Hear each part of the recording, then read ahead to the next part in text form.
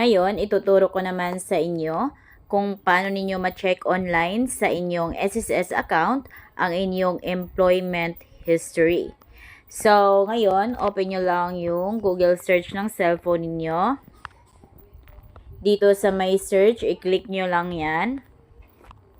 Dito, i-search nyo lang yung SSS website. Ayan, ito na yung website ni SSS. Click nyo lang yan. Then, makikita nyo na agad dito yung create a my.sss account or login. Click nyo yan. Dito, makikita nyo yung member login. Click natin yan. So, dito, kailangan nyo lang mag-login sa inyong SSS account. Lagay nyo lang yung inyong user ID at saka password. Then, click sign in. Paano natin ma-check yung ating employment history? So, dito sa pinakataas, sa left side, ayan. Click natin yan. Then, makikita natin dito yung ating member information. Click natin yan. Then, click natin dito ang ating member details. So, dito guys, sa bagong update, makikita nyo na agad dito yung kompletong details ninyo. So, andito na lahat yung mga information sa inyong account, mga profile information.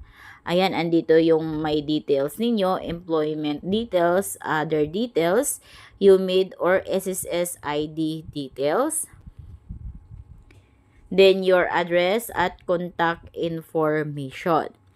Ngayon, dito sa coverage history, ito na yung employment history ninyo. Ayan, so as you can see, andito na lahat yung mga pinagtrabahoan nyo dati. So, ang gagawin nyo lang, scroll nyo lang, ayan, scroll nyo lang pababa para makita nyo lahat ng information ng inyong employment history. Ayan.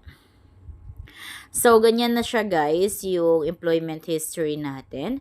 So, iba na yung hitsura niya. Hindi tulad dati na makikita lahat-lahat.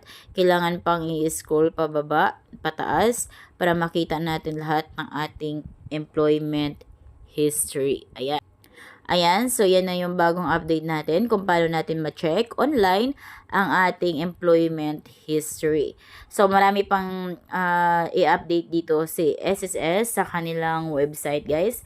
Kasi hindi pa sila tapos dito sa pag-update. So, ganun lang, guys. So, kung kayo bago sa aking vlog, please consider to subscribe para updated kayo lagi sa mga videos ko. Thank you for watching!